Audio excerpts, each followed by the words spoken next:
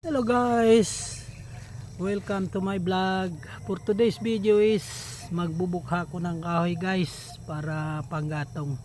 Kaya while I'm make a content, kagawa na lang ako ng kabuluhan. Kumbaga may pagkaka kuna ng source ng panggatong. Kaya ito, samahan nyo ako guys.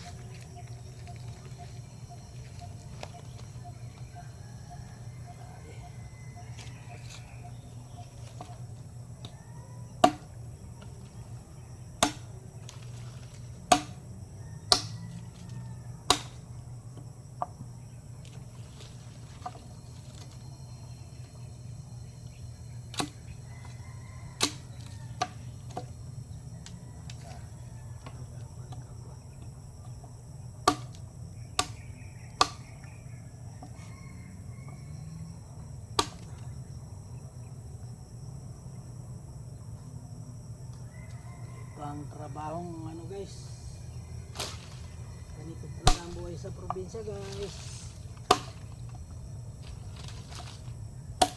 paulit-ulit na lang ang buhay, pero okay lang, mahirap sumuko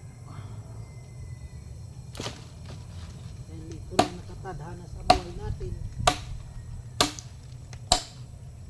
Hindi tayo mayaman, pero at least kahit pa paano nabubuhay rin tayo.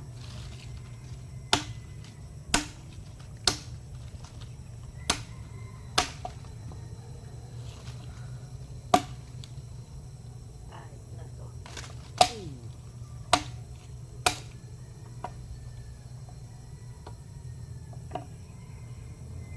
Tayo magbuka ng kahoy. Kaya ito, yung klaseng tanim, ano na naman to.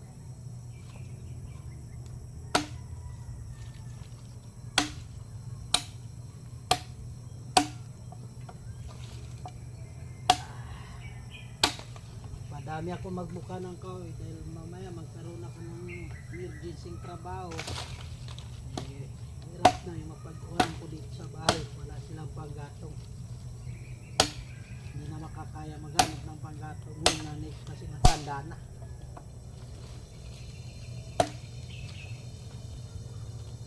Kaya sakripisyo mo nang mag panggatong.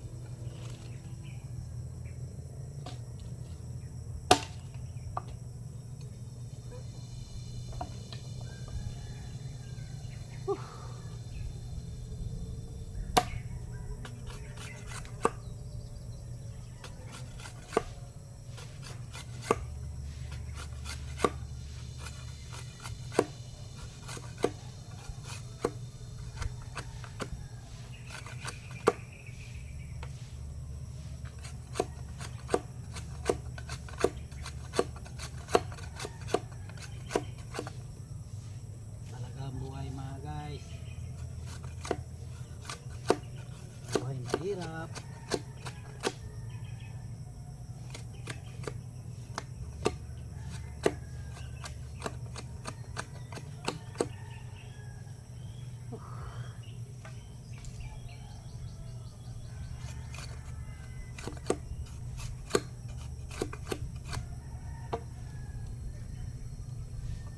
Minsan mahirap, minsan hindi.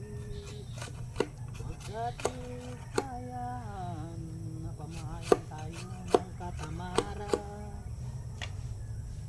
Yan ang buhay natin, mahirap talaga. Hindi lang tayo sa mahirap na tao. Pag tayong susubok sa hamon ng kahirapan, at maging marangalangan trabaho. Kung minsan ay mahirap, minsan ay hindi, huwag tayong susuko sa hamon ng kahirapan.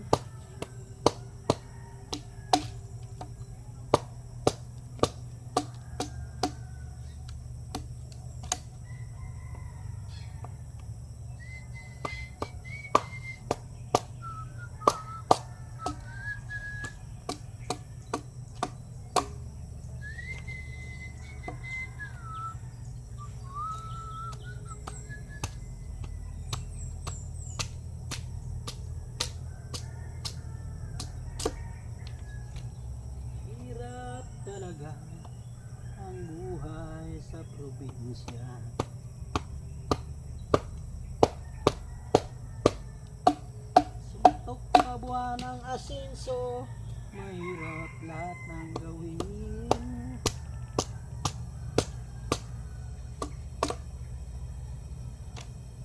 Hirap talaga ang buhay mga guys.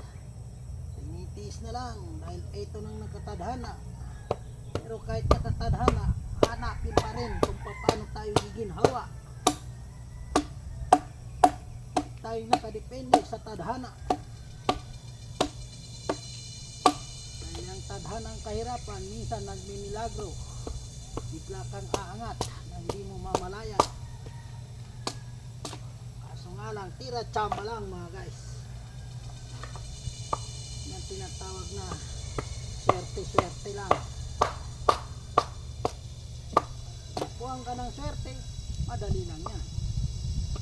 Napuang ka ng kamalasan, ay malas talaga. Tiis-tiis na lang. Isilang tayo ng ganito.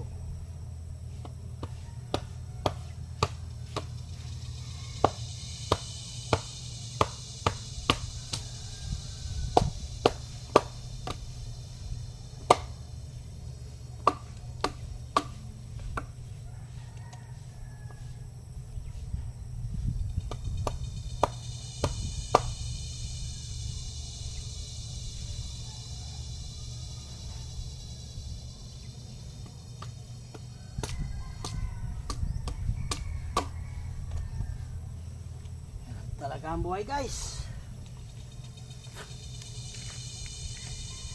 Hanggang dito na lang guys. At least nakita niyo ang daily routine ko, gawain ko. Maraming salamat. Bye sa mga hindi pa nag-subscribe, pa-subscribe naman po. At sa mga nag-subscribe, maraming salamat. At tangkilikin nyo naman po ang bawat video ng aking i-upload mga guys. Bye. Masalama.